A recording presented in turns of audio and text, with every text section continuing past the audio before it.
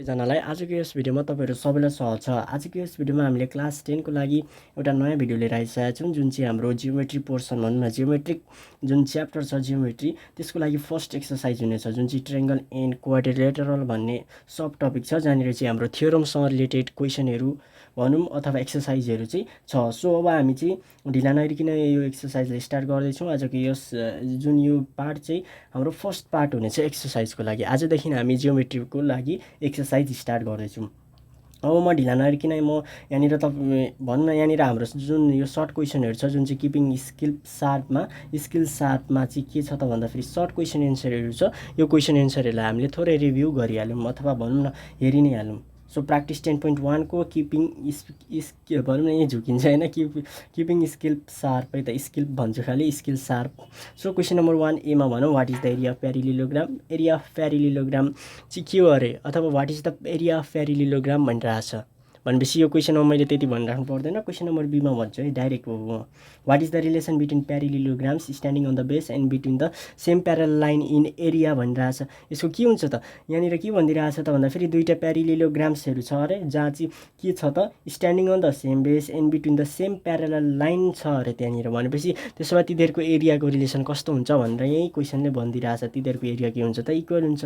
अब question number C मा भनौं right the relation of the area of rectangle ABEF and the parallelogram ABCD in the given figure।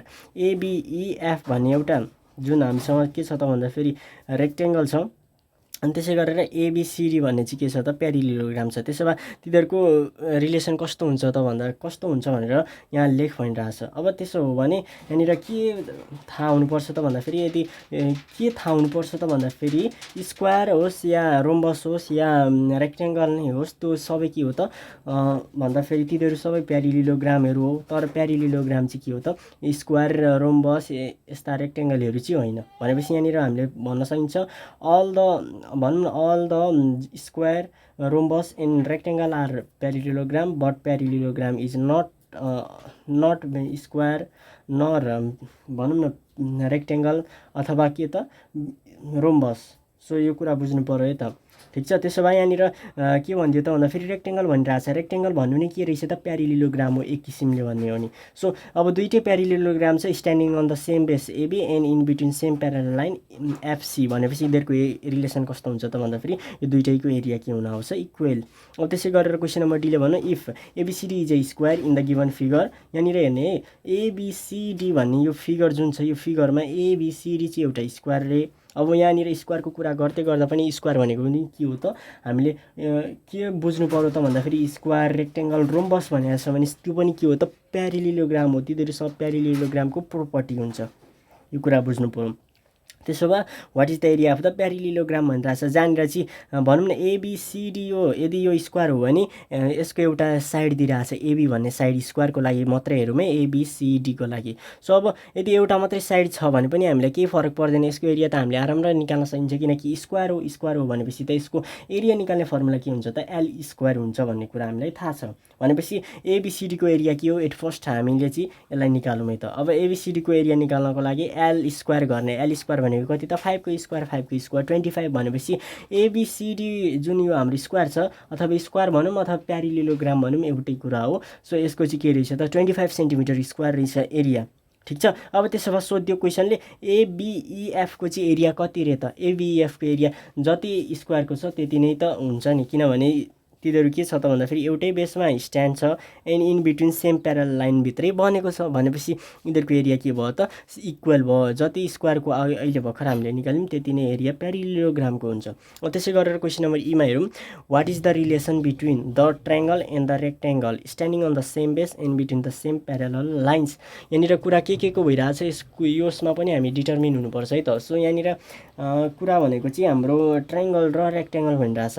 Triangle भनेको चाहिँ अब प्यारेलिलोग्राम भएन ठीक छ यो कुरा बुझ्नु पर्यो। एन्ड द रेक्टेंगल भनिरहेछ रेक्टेंगल भनेको के हो त प्यारेलिलोग्रामसँगै रिलेटेड हो अथवा प्यारेलिलोग्राम हो भनेर हामीले बुझ्नु पर्छ। सो अब त्यसो भए यहाँनिर हामीले के भन्न सकिन्छ अथवा के भनौँ न के कन्क्लुड गर्न सकिन्छ त, अथवा यसको एन्सर के हुनसक्छ, अथवा यसको रिलेसन के लेख्न सकिन्छ भन्दाखेरि ट्रायङ्गलको एरिया चाहिँ जहिले पनि रेक्टेङ्गलको भन्दा के हुन्छ त हाफ हुन्छ। भन्न खोजेको area of triangle is equal to half of area of rectangle, अथवा रेक्टेङ्गलको एरिया चाहिँ डबल अफ ट्रायङ्गल। यसरी जे गरे पनि दुईवटा रिलेसन स्टेट गर्ने है त।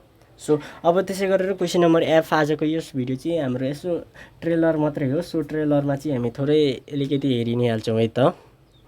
अब त्यसै गरेर हामी हेर्ने हो भने क्वेसन नम्बर एफ रहेको छ लास्ट क्वेसन है त, जुन चाहिँ सर्ट क्वेसनको लागि। सो क्वेसन नम्बर एफले भन्थ्यो in the given figure PQRS is a rhombus. अब रोम्बस आउने बित्तिकै हामीले के थाहा हुनु पऱ्यो, अथवा के भनौँ न के बुझ्नु पऱ्यो त भन्दाखेरि यो चाहिँ के हो त, यो भनेको पनि प्यारेललोग्राम नै हो भनेर बुझ्नु पऱ्यो। भनेपछि यहाँ रोम्बस भनौँ या प्यारेललोग्राम भनौँ, अब कुरा क्लियर भइसक्यो। भनेपछि म प्यारेललोग्राम भन्दैलु पिक्युआरएस इज अ रोम्बस अथवा parallelogram having area 66 centimetre square, then write the area of triangle PQT. यहाँ हेरौँ है, पिक्युआरएस भनेको चाहिँ यो एउटा रोम्बस अरे, जहाँनिर चाहिँ हामीले के फाइन्ड गर्नुपर्ने छ त भन्दाखेरि पिटिक्यू भन्ने जुन ट्रायङ्गल छ यसको एरिया फाइन्ड गर्नु अरे। त्यसो भए यहाँनिर भन्न सकिन्छ।